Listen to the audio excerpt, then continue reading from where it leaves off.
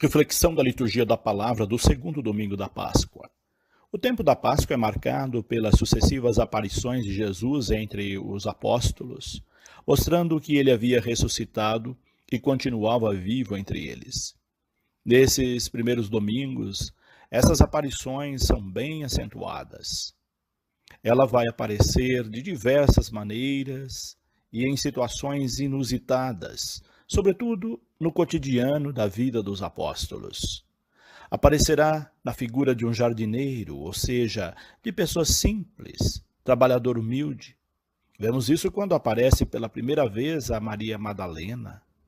Ou então na figura de peregrino, de um transeunte ou migrante, quando ele aparece a dois de seus discípulos no caminho de Emaús.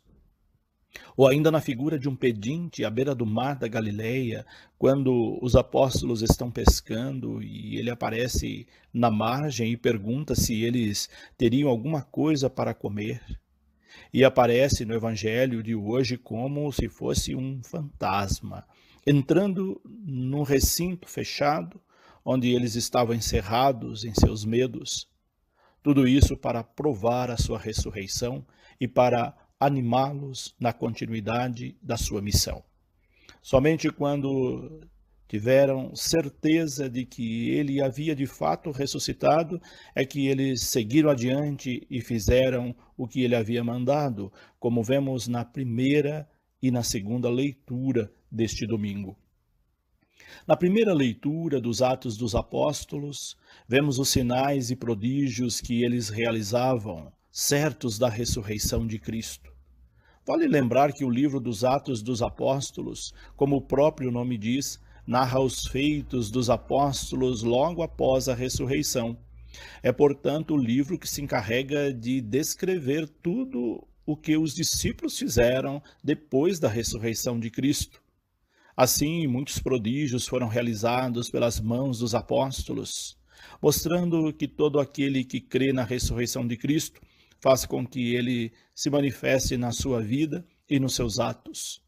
Desse modo, as primeiras comunidades cristãs foram formadas. Uma dessas primeiras comunidades pode ser visualizada nos grupos que formavam no pórtico de Salomão para ouvir os apóstolos. O povo elogiava os apóstolos pelas maravilhas que operavam em nome de Cristo ressuscitado.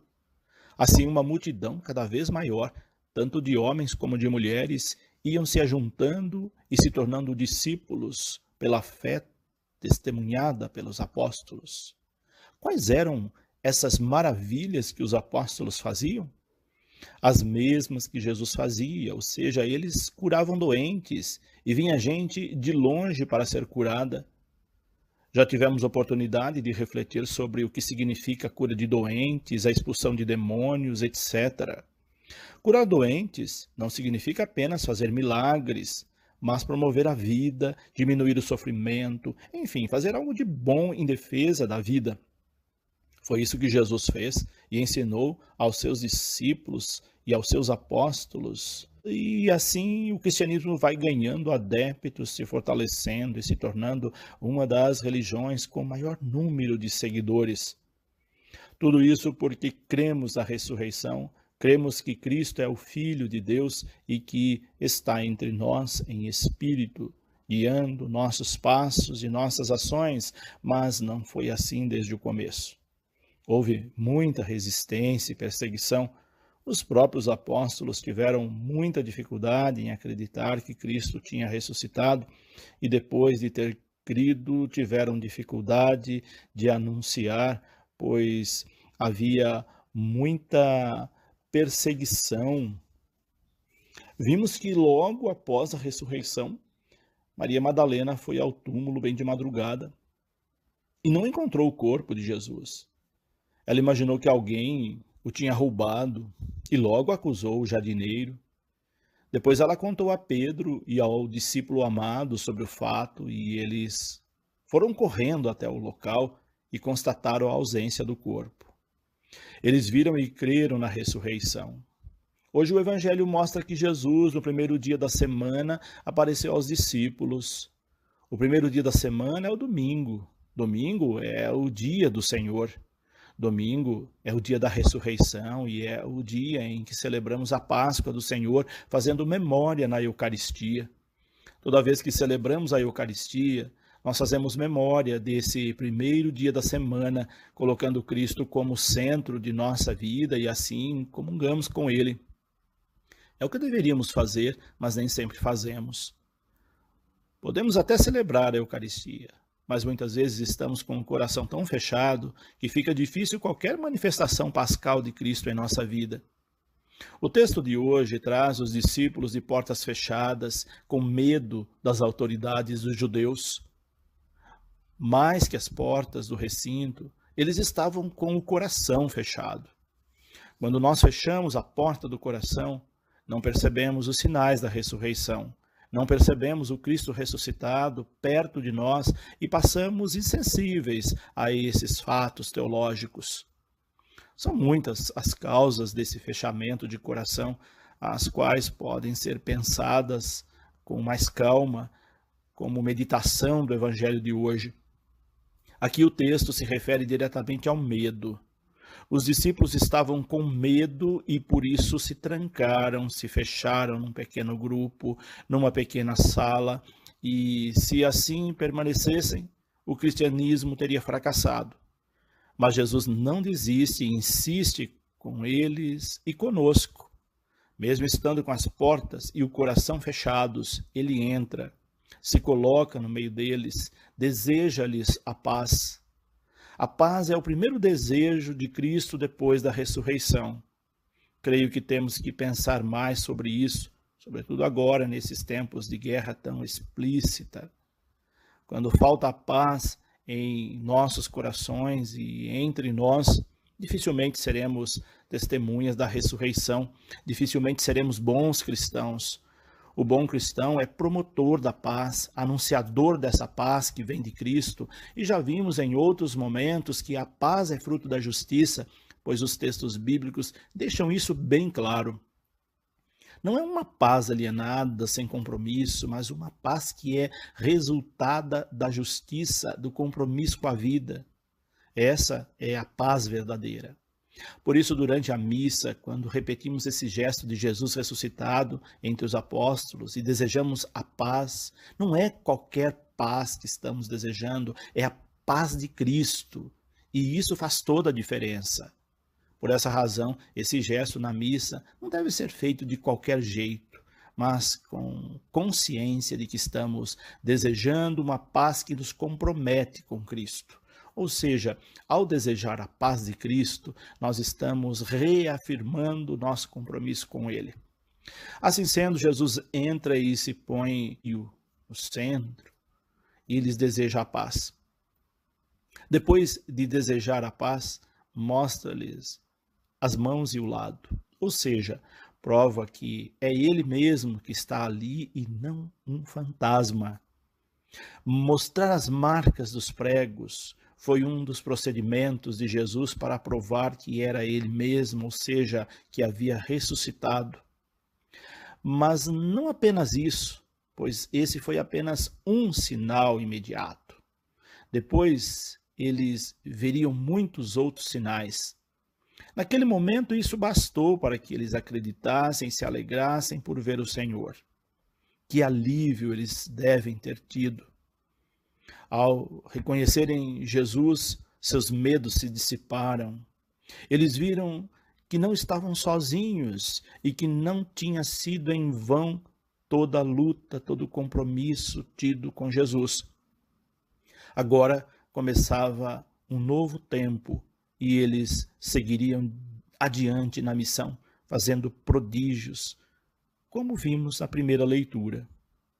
Jesus insistiu na paz e repetiu isso por 3 vezes, mostrando quão importante é ter paz e promovê-la. Depois de desejar a paz, ele os envia em missão.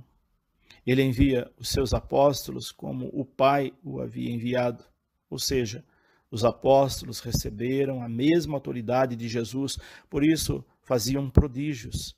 Receber a mesma autoridade de Jesus não significa que eles não teriam dificuldade. Jesus teve muitas dificuldades, passou por muitas situações difíceis e os apóstolos também iriam passar, mas se eles permanecessem firmes, confiantes, venceriam e a missão não fracassaria. Jesus então sopra sobre eles o Espírito Santo. Pentecostes acontece no mesmo dia da Páscoa. Essa é uma característica do Evangelho de São João, juntar Páscoa e Pentecostes. Receber o Espírito Santo significa receber o aval para a missão ou para a continuidade da missão de Jesus. Jesus estaria presente em cada ato dos seus apóstolos, dos seus discípulos, enfim, de cada cristão que agir em nome dele, fazendo o bem. Por isso, nós recebemos no batismo o Espírito Santo. Por isso, nós somos batizados e crismados em nome da Santíssima Trindade. Jesus deu-lhes autoridade ao dizer que os pecados daqueles que eles perdoassem seriam perdoados e os pecados que eles não perdoassem não seriam perdoados. Perdoar ou não pecado significa o livre-arbítrio na missão, significa responsabilidade, decisão, compromisso. Isso nos faz lembrar o sacramento da confissão ou reconciliação, quando o sacerdote, em nome de Cristo, dá a absolvição dos pecados. O sacerdote não faz isso por si mesmo, mas pelo poder que lhe foi confiado através do sacramento da ordem, seguindo as orientações da Igreja. É Cristo que age através do magistério da Igreja e isso mostra a riqueza da nossa fé. O sacerdote não é um ser mágico dotado de poderes miraculosos, mas age em nome da Igreja Católica e Apostólica, isto é, alicerçada nos apóstolos. Por essa razão, a missão do sacerdote é agir conforme as orientações da Igreja, mas isso é tema para outro momento. Hoje o mais importante é perceber o Cristo ressuscitado, crer e testemunhá-lo. O Evangelho mostra que Tomé, um dos discípulos, não estava com os outros quando Jesus apareceu. Tomé não acreditou no relato dos demais e, não acreditando, não iria testemunhar a ressurreição. Há cristãos que se assemelham a Tomé. Precisa de comprovação, precisa de elementos concretos para crer. Os cientistas fazem isso, precisam de comprovação de um dado científico para que ele seja aplicado. Com a fé é diferente. A fé não necessita de provas, mas Jesus faz questão de provar também a Tomé que ele ressuscitou. Já que ele tinha aparecido aos demais, apareceu também a eles noutro momento, quando Tomé estava junto com eles. Ao aparecer, ele repete os mesmos gestos, provando que os demais não estavam mentindo e reafirmando os elementos essenciais para a missão. A diferença, porém, é que ele se dirige especialmente a Tomé e pede que ele coloque as mãos nas marcas dos pregos. Somente assim Tomé acreditou. Diante dessa manifestação, Tomé faz a sua profissão de fé, dizendo: meu Senhor e meu Deus. Então Jesus diz a ele e a todos nós: você acreditou porque viu? Felizes os que acreditaram sem terem visto. Com isso, nós temos um elemento importante para a nossa fé e o nosso testemunho. Mesmo que não tenhamos visto nada de miraculoso em nossa vida, seremos felizes se crermos e testemunharmos a ressurreição de Cristo. É esse o apelo do Evangelho de hoje, deste segundo domingo da Páscoa.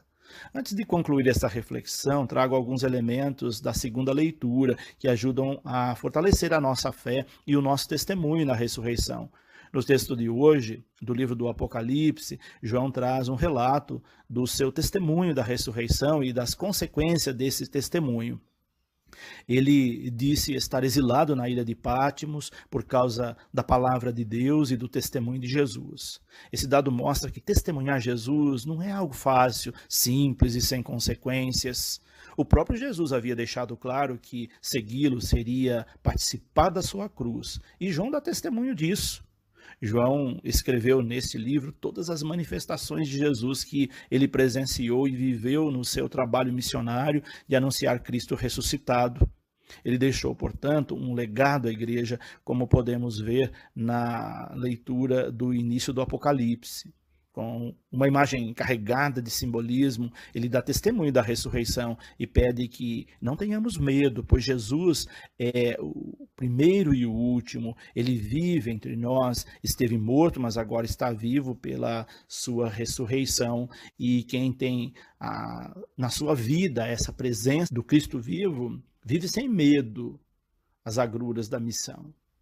Com esse encorajamento de João, na segunda leitura, com o testemunho de Pedro e dos demais na primeira leitura, e com as provas apresentadas aos apóstolos no Evangelho, temos subsídios suficientes para fortalecer a nossa fé e ser também seus discípulos missionários, testemunhando essa ressurreição em todos os lugares onde formos enviados.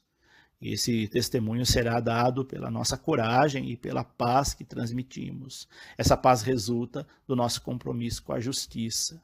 Eis o apelo da liturgia deste segundo domingo da Páscoa.